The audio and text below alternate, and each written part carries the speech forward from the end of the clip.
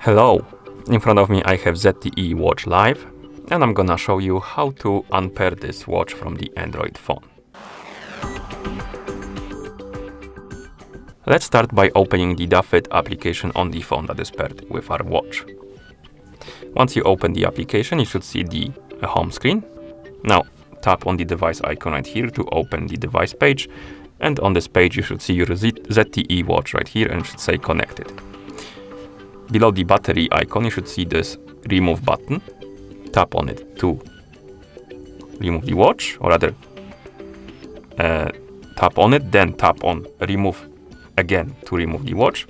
As you can see, the watch will disappear from the device page. Now we can close the application, and just to make sure, you can also open the quick panel on your phone by swiping down from the top of the screen. Press and hold on the Bluetooth icon to open the connected devices menu, and here you can check if the ZTE watch is right here on the list of connected devices.